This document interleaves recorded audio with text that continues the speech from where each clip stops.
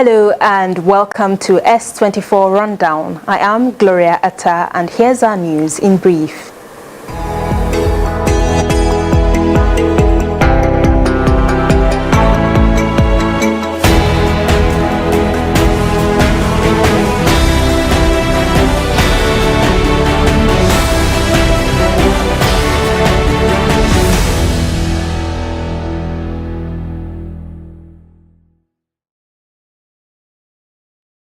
Once again, happy Eid al-Kabir celebrations to our Muslim faithful across Nigeria and beyond. We begin today's bulletin from the political arena, where the race for the 2027 presidency continues to gain momentum. Former Vice President Atiku Abubakar has officially clinched the presidential ticket of the African Democratic Congress (ADC) following its nationwide primary elections. Accepting the nomination, Atiku called for a unified opposition front, promising a radical blueprint to rescue the nation's economy.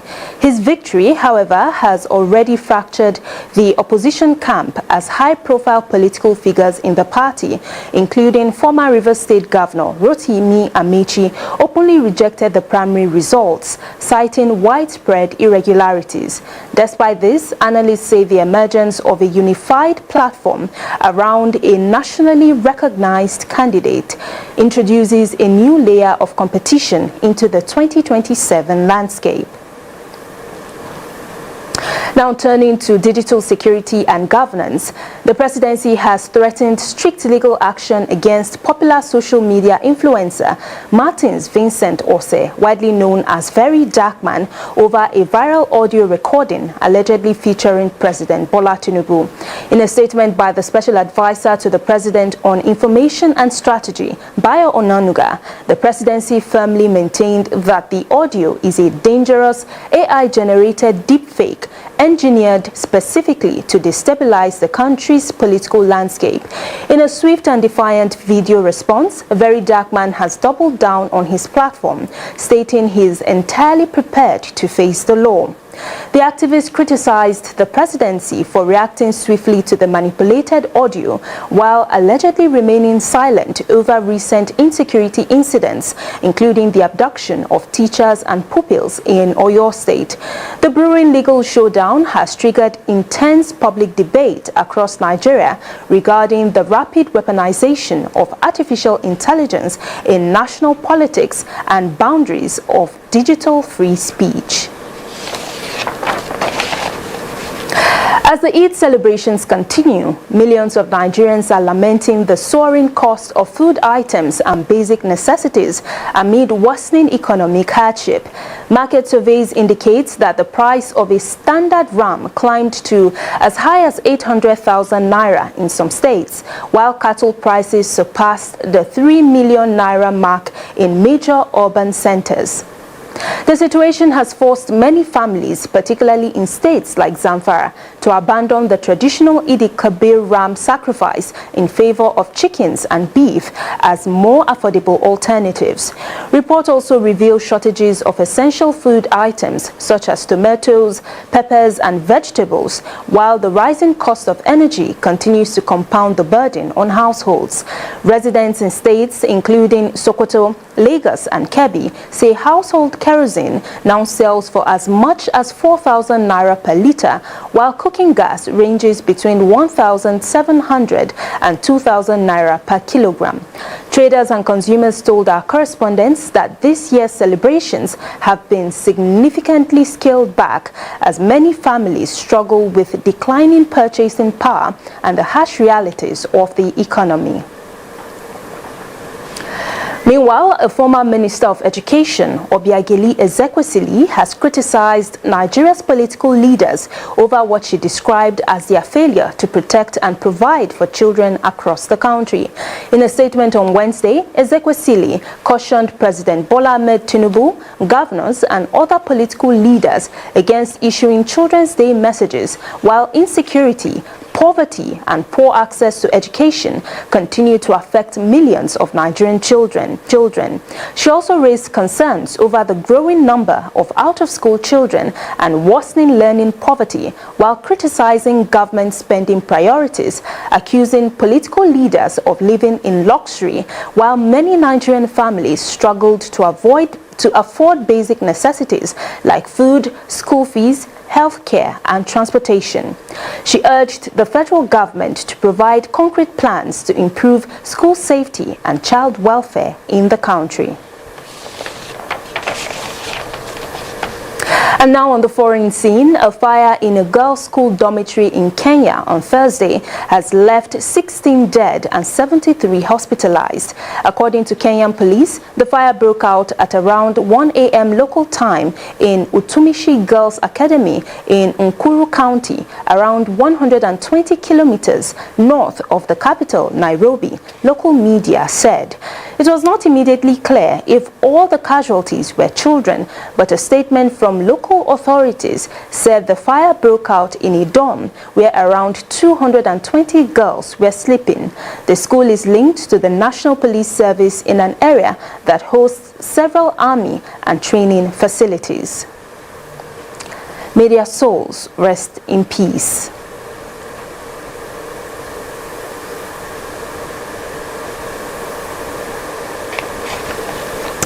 Still on international matters. All right. Today we are looking at one of Nigeria's most colorful and respected cultural traditions, Hawan Daushe. Hawan Daushe is a major part of the famous Dober celebrations held in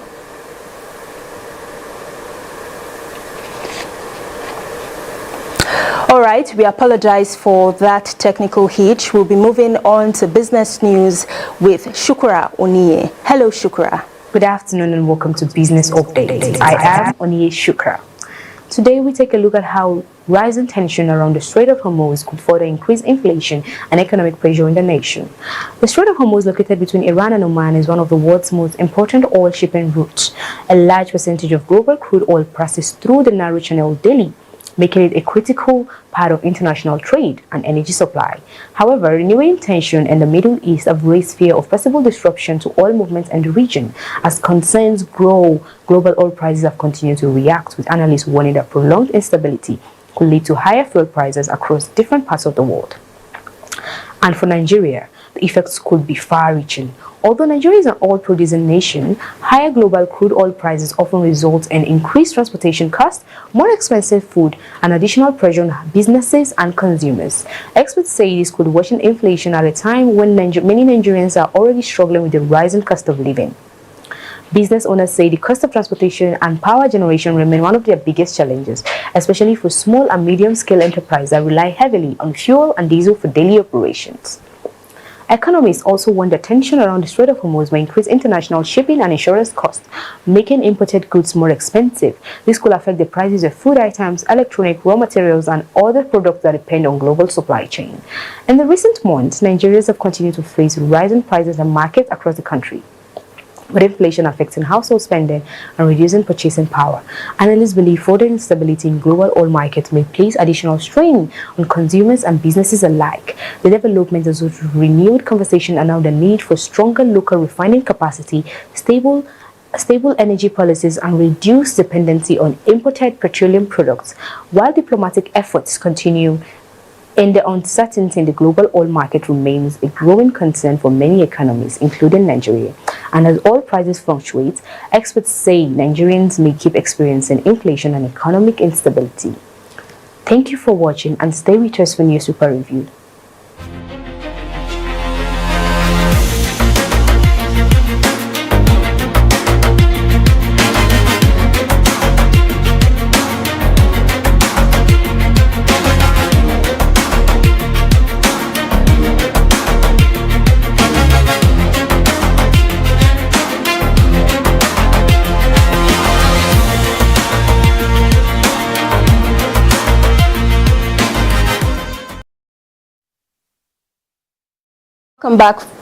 You're welcome back from that break, and now we'll be moving on to the newspaper review with Abubakar Turaki. Hello Abubakar, how are you? I'm fine. It's always a pleasure to have you here. Thank you so much for that opportunity. How has the Salah celebrations been for you? It's really exciting, but you know, we are on air. I will tell you the remaining part. Okay, so we have premium gist that our viewers unfortunately cannot listen to right now. Okay, so let's quickly move on to the business of the day, and we're going to be starting with our first newspaper, the Nigerian Tribune, and on the front page it says, Tinubu to parents, kidnapped pupil in Oyo and Borno, you are not abandoned. What do you make out of the president's statement? Well, thank you so much, Gloria, once again. I think I will look at that the president's statement into two angle side of the coin. The truth of the matter is, it's almost 13 to 14 days since when those children were kidnapped. And from all indication, the government itself have been trying all its own possible ways to see that those students got their own freedom. But if you are to be honest with ourselves, if to say that is the son of the president that is currently in this situation, will he make that statement? I think by now he will deploy all the necessary leviathan in the state to enter into force wherever the people were kidnapped, to go and at least bring them back. So we don't know what they really mean with Nigerians people, because every day when it is election period, the security situation used to take different dimension. Yes, either indeed. Kidnapping, either setting the country ablaze, either making the country to be very, very stable. And if we have to be honest with ourselves, all those politicians, whenever they are in the presidency seat, they used to rally around the 36 states, including Abuja, to campaign for people's vote. All right, just to cut you short, we would like to apologize to our viewers. We are currently experiencing some technical hitches, so we are going to take a few minutes off, and don't go anywhere. We'll be right back. Please stay with us.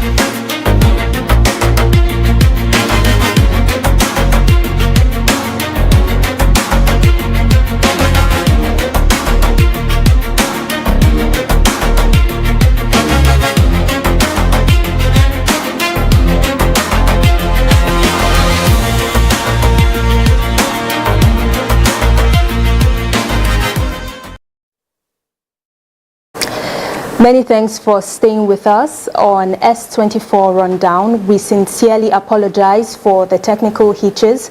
We are going to be moving straight on to our political arena with Abubakar Turaki. Stay with us.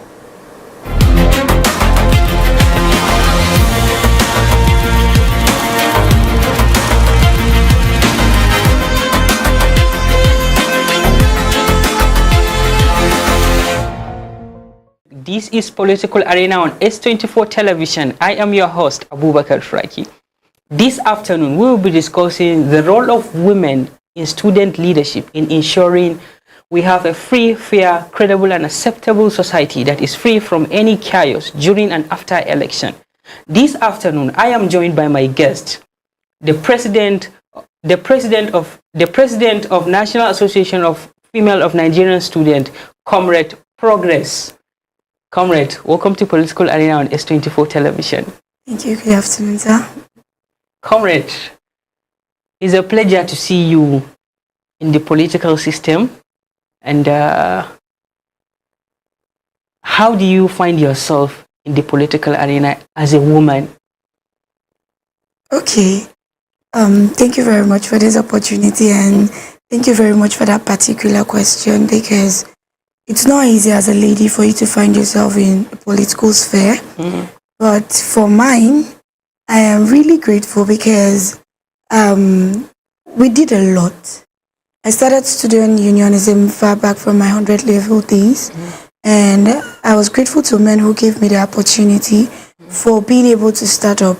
I started with my first position as an appointee, as an SSA on gender, to the then JCC chairman. But it will amaze you to know that 2 years after that JCC chairman, I was the first female JCC chairman in northern Nigeria and the third in Nigeria over the 45 years existence of NANS to be there. So after that office, I forged ahead to contest for the national presidency. So you mean it was intentional? Yes, it was. It was intentional, and dedication and hard work also matters a lot. So what does breaking barrier mean in student leadership, especially in our university system? Okay, in our university system, breaking barriers in student leadership, especially for females, is really a big thing, because politically, be it in student unionism, be it in Nigeria, they always call politics a male-dominated area. But right now, we're already having women breaking barriers, like few of them in the Senate, in the reps, in the House of Assemblies. In fact, yes, we even have the reserved seat for women bill right now, been going back and forth with it. And so also in student unionism, we have just, let's say, 10% of women in student unionism, where that's where we fall into. I can give an instance. Just over the weekend, we concluded the NANS National Convention, and out of a crowd of almost 600 people, the women there who were student leaders were not more than 70. That's if they were up to. So one step at a time, we keep breaking barriers, we keep moving forward. Initially, at backward times, we didn't have that number. It was just a few. I use my state, Kaduna, as an example. Last convention, the one before this, it was just me. I was like the only female there. But I'm impressed you that this year we have over 10 from Kaduna.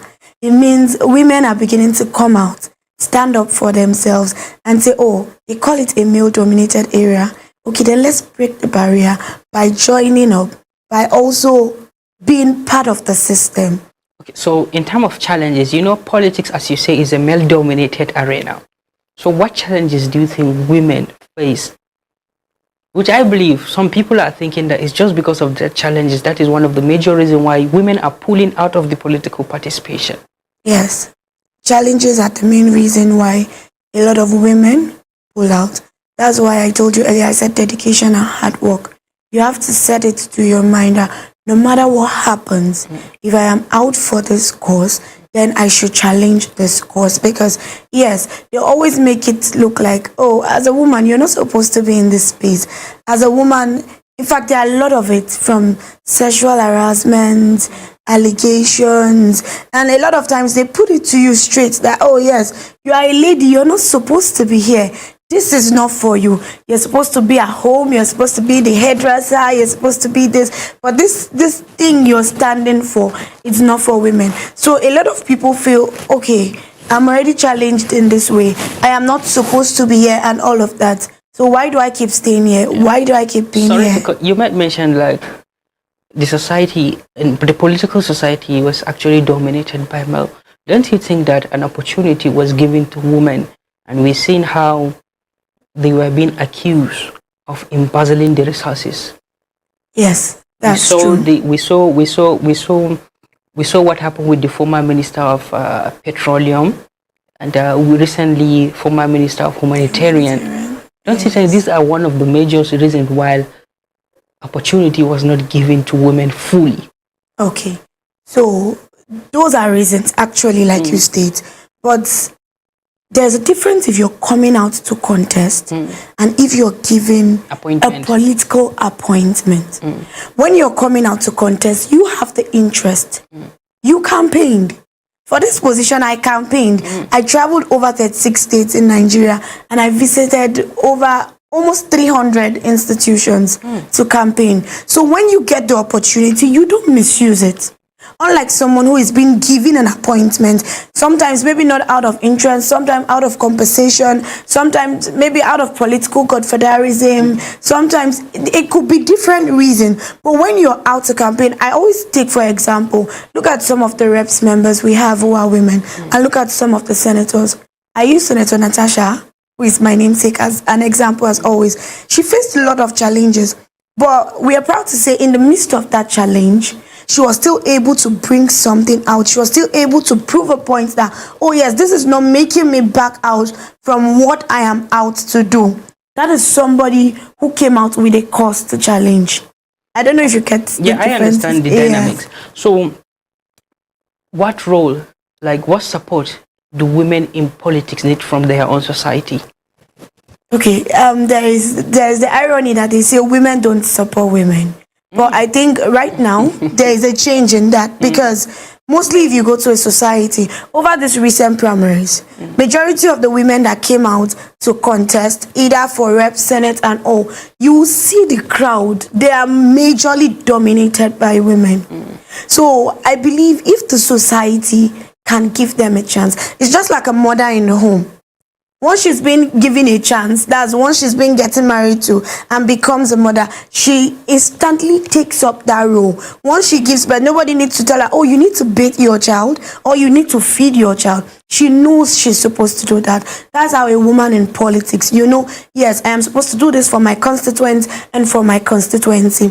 Other than people having to tell you, oh, you have to do this or you have to do that. So that's why I always say, you look at, there's a woman I really look up to, Honorable Kafilat Ogbara. She's a rep in Lagos State. She doesn't sit to wait for challenges to come. She goes out to look for those challenges and she solves them. Sorry, before we round it up, what you made mention of some prominent women politicians in Nigeria. You made mention of Natasha. You made mention of Kafilat, and we've seen even in United States, Ilham Umar. She's one of those. Amina Mohammed, and many more. So, what lesson do you think women that want to participate in politics should learn from those people, especially ahead of this 2027? Okay. Janet, first off, before I point about the 2027 election, there's something I do tell young ladies. Choose your role model and choose them wisely. Don't choose them by how they look, how they dress, or just how they speak. Choose them by the deeds they have done and by the vision you see they embody. When you do that, you can be able to say, oh, I want to learn from this person and I want to be like this person. I don't know if you get. Yeah. So now, forwarding to the 2027